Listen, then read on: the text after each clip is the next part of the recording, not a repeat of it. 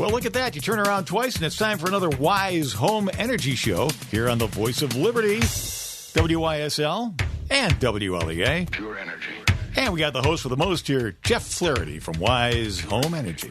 Bob, always great to be back in the hot seat, facing across the table from the legend. Look at that. I see what you did there, the hot seat. That's what everybody's thinking about right now. Am I going to be hot? What if I'm hot in my home? Yeah, absolutely. One of the things that we're in that kind of shoulder season where you don't know if it's going to be 40 or 80. And it might be that in the same day, right? Oh, probably, yeah. Oh, that's good stuff. It's funny. People sometimes don't think of that heat coming, and they do when they turn on their air conditioning and nothing seems to work. Or it's blowing, but it's blowing warm air. So always get ahead of it. Yeah, it's tough to be prepared, right? And I always think of, they sell these emergency gas cans that you put in the back of your car in case you run out of gas. Mm-hmm. And I always thought, is the person who's going to run out of gas going to be the one who's so prepared that they put an emergency gallon in the back of their trunk? It just doesn't seem like that's a mix. I don't know. They have a great big box of cold air. Yeah. The emergency cold air. You just open it up when the AC doesn't work. That's a good idea. I like that. Definitely. So I don't think it works that way. But anyway. We, I should note, I did see in the news that our Genie, and it's probably NYSEG, is going to have an $11 a month hike if you have both electric and gas. So that's, I'm not good at math. What is that, 132 or something like that? But you're, we'll probably start getting calls that people's bills are going up. Well, that's just the cost of hooking up the meter to your home and what you're going to pay each month. So that's a 3-year. The article said it was a 3-year staged event. So I don't know if that's the second year or third year, and things keep going up, right? And of course they never go down. Nobody. They never announce, and we're going to reduce your price. Yeah. No. I know. It is an interesting thing. We had an interesting home recently where you get homes over by airports, and airports create some noise on those landing and takeoff patterns. And a client called and said that they wanted to get rid of the noise. It was really bugging them. And wait a minute, this does not compute. Why would they call Wise Home Energy about noise from aircraft? Well, that's a great question, and I'm glad they did call us because some of the things we do really attenuate sound. So sound transfers, you probably know better than me, but through the air. So air leakage in the home can be a source of annoying noises. So it goes so far as that some years ago, it was such a big deal all across the nation that if you were in these flight patterns, these government entities that own these airports would pay to have these homes insulated to help muffle the sound, basically. Interesting. And you guys do that? Yeah, we do. And so we came out to the home, and she had just about a year and a half ago had some insulation work done through a program, and we climbed up in the attic, and we saw that it's tough. I don't know if I should be saying it was done wrong. Well, I looked at the contract. It wasn't done according to the contract. I know that much. In my opinion, it was done wrong. We would have done it differently. And in my opinion, we would have done it better. But these are 2-foot slope homes. So in some areas of the country or the state, we have colonials where they didn't really do soffits. So I don't know if they were saving on wood, but the gutter line is kind of right at the fascia. It's not 2-foot hangover. And there's these 2-foot slopes in the second floor of the home, and they had opted to not insulate these. So the infrared camera, these were lit up. We could clearly see they weren't insulated. We could clearly see in the attic that they weren't insulated. And then we pull back a little of the cellulose, and we can see that the air sealing was not done. And she was willing to show us the contract, and it's well past a year, so you get into a little bit of, will anybody make them go back and fix it?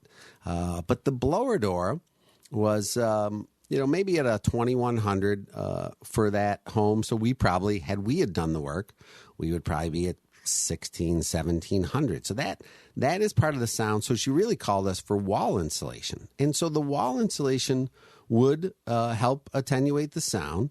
And then if you have single pane windows, upgrading to double pane windows will help knock that sound down. But it's really interesting that we come out to these homes, and I was able to dig into the contractor.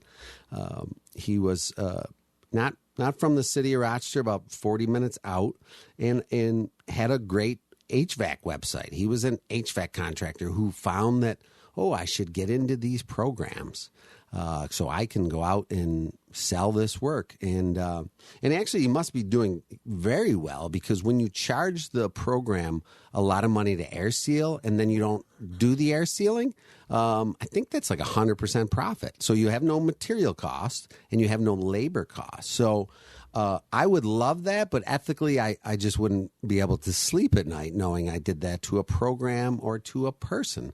So it's disappointing. But one of the other things that happened at that home was we do an indoor air quality test. And it's just a 30-minute test. It's no cost as part of our energy assessment. And it flagged some things. We just send the report on, and we show them this is what it showed. So it had high particulate matter, and she was very concerned about this because she had a degree in particulate matter and the harmful effects it does on the body. And she called me and said, I want to look at more testing. And I gave her an option for us to do some more testing. And I said, here's some ways that you can help remediate this. And she said, well, I kind of manage the actual particulate matter, filtrate it out. And she said, well, I don't want to, do a cure. I want to find the source. What's the source? I said, well, we just ran the test. I'm not in the home. We don't know if it's outdoors or indoors. You get it from diesel engines. You get a lot from exhaust. Yeah, you could get it from pollen. You could get it from, I said, do you burn candles? And there was a little hesitation, and not often. So I don't know what not often means. Not often can mean a lot of things. But it was interesting. It got her thinking, and I hope I'm able to follow up with her and learn, what her concerns were, if she wants to move forward with us with a remediation plan. But we don't know the source. It did not appear to be the combustion equipment. She had a hybrid electric hot water tank, so it wouldn't be that. And the furnace was direct vented outside. So it's some other source, but you can get it from just burning toast. I asked, what she had for breakfast that morning. And so it can be these little things, and a 30-minute test isn't enough to tell us, long-term what we have. But I'm really interested to hear what her path is, and hopefully I'll update our listeners on how that goes. I'd be interested to hear about that. So you forensically get into that then and try to troubleshoot and find out what the source of the particulates is? We would need to run a longer-term test, and we would really need the client to tell us what they're doing. Are your windows open? Are your windows closed? So how leaky the home is. Air is going to come in from outside, and then what you're doing.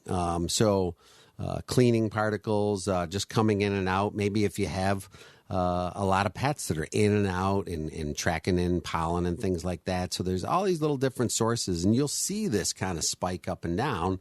The graph looks similar to a stock market, as we've seen go up and down. Now does this track along? We're talking about noise abatement.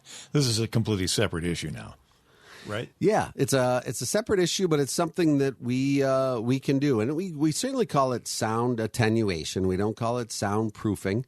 We're really just trying to stop that frequency from coming in. Some of it can be as simple as, they're windows, they're single pane.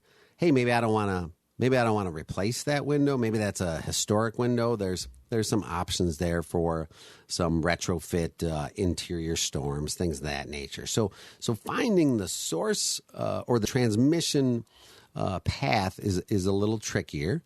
But from interior to exterior, tightening up that home, those are some of the benefits we hear after we treat a home. Hey, it's quieter out there.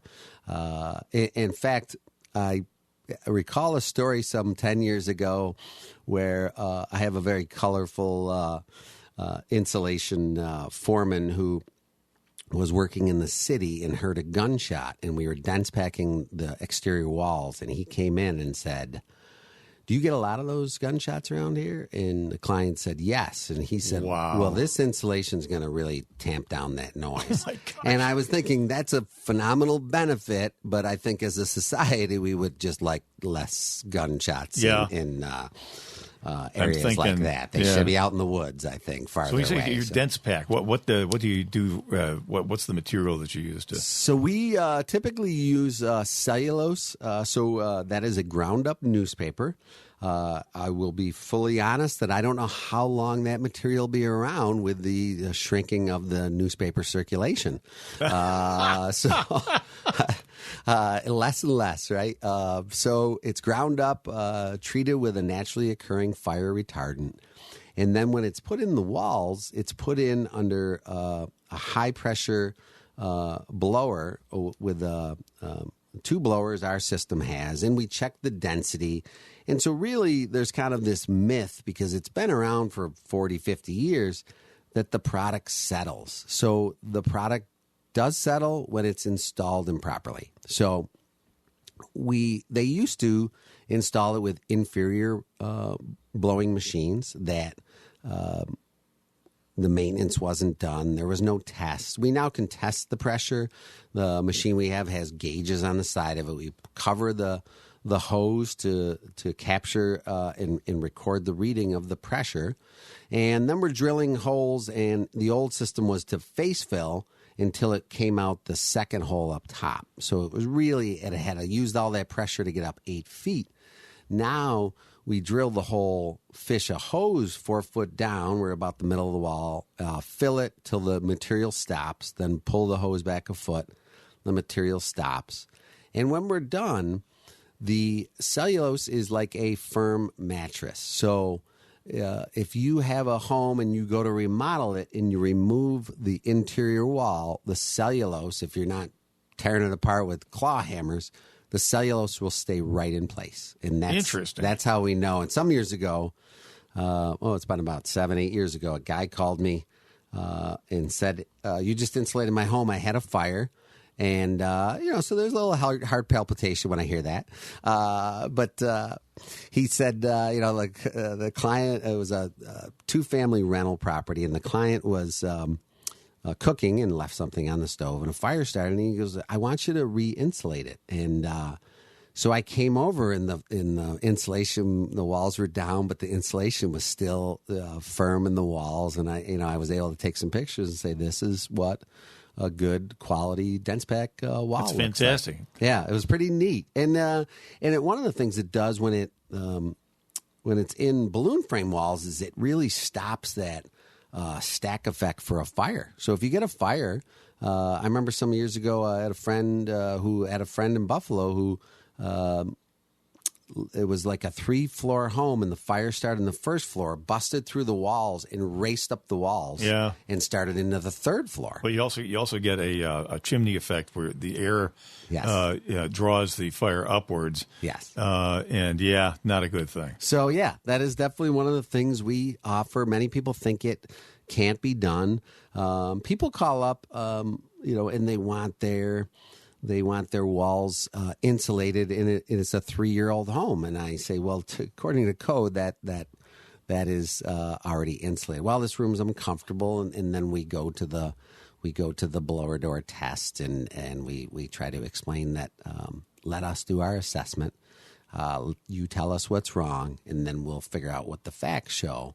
But sometimes people call us up they already have the solution, and you can't put 10 pounds in a 5-pound bag. So we don't do anything like that. So those are interesting. I hope to get a good report on how that home comes out from a sound issue and from a particulates. This would be a good opportunity right now, a good juncture for us to tell everybody who you are and what your company's all about. Sure. So Jeff Flaherty, I started Wise Home Energy 15 years ago. This is our 15-year anniversary, and we really are experts in fixing uncomfortable, unhealthy homes. So energy efficiency is one part of it. We use energy efficiency grants, no-cost assessments that everybody in New York is eligible for to diagnose the home and then look for the appropriate rebates that match what the home needs. So it feels a little different than what other companies are advertising the rebates, slam them in, and it doesn't fix the problems. And then we get the calls afterwards. And so we have a simple process. We start out with a 15-minute phone call, figure out what your goals are, and schedule up the assessment. Takes a little bit of paperwork. Come out to the home. Average size home takes about 2 hours. Climb into areas of the home that many people don't go into. We go into the attics and crawl spaces, and we're thinking and examining and diagnosing areas that you don't even think exist. So your walls are, depending on the age of the home, are interconnected to the ceiling of the first floor, then to the outdoors. All that stuff is kind of interconnected and plays into our comfort and our energy efficiency and the healthy environment we live in. So it's an easy process. You just call or text us at 585-270-5836. And we'll walk you through the process. And nobody wants to be sold. Somebody called the other day, and they wanted an attic estimate, and it was kind of husband and wives have some interesting partnerships. Some call to schedule it for the other partner, and that's what happened here. And I got the call that said, well, they just want an estimate, and call this person. And so I called them, and I said, I understand you don't want the audit. Yeah, no, we don't want anything with windows and doors. And I kind of chuckle because I don't want anything with windows and doors either. It is so far down the list of what you would need to correct to solve your problem. And so this particular gentleman was calling for an ice issue. So I'm going to go out to the home and do the estimate. But I presume he wants to pay $2,000 more because the rebate I'm going to get him requires the assessment. So what will happen is I'll give him the prices and say, if you want to pay $2,000 less, you can reschedule with me at a later date, and I'll come out and do the assessment. And why wouldn't he do it? Yeah, why wouldn't he? And so it sounds like we're trying to sell people on something. We're not. We're trying to offer solutions. So, well, I think it's important to note here. I mean, the traditional point of reference. If you're uncomfortable in your home, you're hot in the summer, humid, you're chilly in the winter, you just can't get warm no matter how the thermostat is set, the place feels uncomfortable for whatever reason, maybe we need a new air conditioner. Maybe we need, not necessarily, maybe we need a new furnace. No, a bigger one. No, not necessarily. Yeah. Maybe we need to redo the windows and doors are old. Maybe we need to replace them. Not necessarily. This is a systemic approach, and it's an informed one. And what's going to happen if you call an HVAC guy? They sell HVAC. So they're going to say, what you want is this wonderful new XTR 4000, and it's, a bigger capacity, which is, as you've noted on the show, Jeff, numerous times, sometimes it's counterproductive. More capacity can make your problem worse. It is. You don't think that. And maybe it's, they're thinking, well, we just need to get the roof redone in a certain way. Yeah. Well, that could be, but not necessarily. I mean, nobody likes a complex issue, especially if you have a predisposed notion of what you think needs to be done. Yeah. But Wise Home Energy is just that. Literally, their name says it all. It's a wise approach to why you're uncomfortable in your home for whatever reason. Give them the phone number. It's 585-270-5836. And, really following along those lines, Bob, there's two interesting points that I've stumbled on over the past week. One is I had a client call in and say, I want an energy audit. I have a very uncomfortable home, and my heating professional who services my furnace says that, I should get an energy audit. And I looked up the home, and we had serviced the home 6 years ago, and the home was in really great shape. And I quickly realized this is a new owner. The equipment is oversized, and her issue is really high humidity. So what that is a combination of typically is there's either air coming in from outside or the equipment is oversized and it's not running long enough to dehumidify. So my options for her are going to be to right size the equipment or to install a whole house dehumidifier. She already has an HVAC contractor. So my prices are, going to be pretty similar, maybe less, and we're going to solve the problem. We might actually be downsizing her if she elects HVAC. to go that way. Yeah. It's counterintuitive, but it's really interesting. And on another note, I just read. Now I was on a social media account, so that could be totally fake. But it was an attorney who said he had received 10 calls recently about clients who had oversized equipment installed in their home, and he was out of Virginia, and he was getting ready to bring some cases against some very large private equity companies because they did not properly size the equipment. And so he didn't really detail whether this is brand new built homes or if they're retrofits, but this is definitely a thing. And so I tried to research the person's name to see if I could see anything about it. And, what'll happen is usually I don't like these type of lawsuits because, you sue the cable company and then we get a postcard and we get 21 cents check mailed to us and the attorneys get rich. But I don't know if policies change. But if we can get people to start thinking of this, the average homeowner doesn't have this knowledge.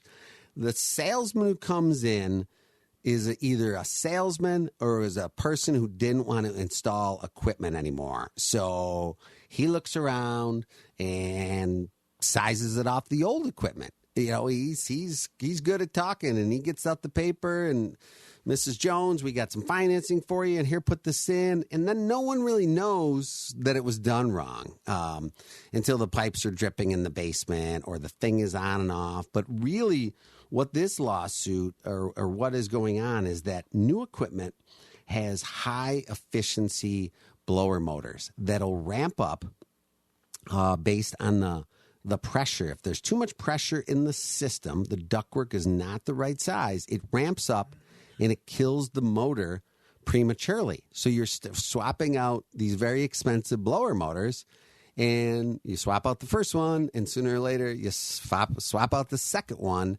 and nobody ever realizes it was a fait accompli. It was a dead system the moment it was installed because it wasn't matched up to the ductwork. So I am thrilled that I will not be part of that lawsuit because we install the right size equipment, and when we don't, it's because we can't find anything smaller for the home. So we can only sell the smallest piece of equipment we can find, and that's what we install. So that's really interesting. Some years ago, I went to a home, and I sort of love to look at the home and see what the home tells me. And on the floor was like a new blower motor, and you mean just like laying there uninstalled? I shouldn't say new. It was old. It was laying there, and there was a new one, and it was through a grant program, and it was all jammed up. The furnace wasn't working properly. The customer had complaints, and it was incredibly dark basement. It was a rental property, and there above was the return that is panned off, and it's just ripped out of the ceiling. And then we find dense pack cellulose in it. So when you dense pack a wall on an older 1900s, 1920s built home, the returns, there's an inspection process we go through. And the returns can be, most times, are panned off. And if you're not paying attention outside, you fill it and you fill the return. Now you've just put duct tape over your mouth and you cannot breathe in. So the furnace wasn't breathing. The blower died. They replaced the blower. Probably soon afterwards, it started struggling, and somebody finally realized instead of calling back the installation company to fix their problem, they just rip the return down. So now the return is pulling from the dirty basement. And it's just not a scientific process. It's like just, I guess, cold patch on a street. It's a short-term fix, and soon it's, someday we're going to have to look at, really looking at the whole road and the foundation. And people think it's costlier than it's going to be, and it's not. It's really quite cost-effective to do it the right way the first time. Yeah, just do it right, do it once. Yeah, and another important thing here, too, is to make sure that whoever's doing work in your home knows what they're doing, for Pete's sake. I get the sense that some of these guys are venturing into areas where they should not go. It sounds like it. We have our specialties. So yesterday I went to a home that had, I think I mentioned it on the last show, it had cellulose on the floor of the attic and foam on the roof deck. And like I said, I sort of kind of guessed the story. Now, new owner, so we don't know anything about. But somebody comes in and says, I got ice dams. Well, you got insulation on the floor. If the person they called only has foam, you're probably getting a foam quote. You're not probably getting a quote to fix it. You're just getting a foam quote. So now the foam company, it's like that's what we do. Do you want foam or do you want nothing? Yeah. So we foam. We do cellulose. We do air leakage diagnostics. We do heating and cooling. We do indoor air quality testing and remediation. And if it's something we don't do, we will say we don't do that. This might be a good phone number if we know of one that we can confidently refer. So we want to do what we're really good at. And it is not costlier to do it the right way. And it's no cost to get the diagnosis. So it's as easy as 585-270-5836. There's no tense sitting at the kitchen table with, now, how much can you afford? Yep. What payment are you looking for? That's not the way you guys fly. No, it's we go back to the office. It can take a while to work it up. We work it up. We really want to find out the rebates first. So a lot of times we're getting calls. Somebody was here 2-3 weeks ago. Hey, we want to do this right. We don't want to do this fast. So. Gotcha. And you are taking appointments now? Yeah, 585-270-5836. And that's you guys in Hornell as well. Hornell, Wellsville, Bath, down there in the southern tier. You have been listening to the Wise Home Energy Show, a presentation of Wise Home Energy. Your host and the president of Wise Home Energy, Jeff Flaherty. Thanks so much for listening. Get the podcast, by the way, at WISL1040.com. And we'll see you next time right here on the Voice of Liberty.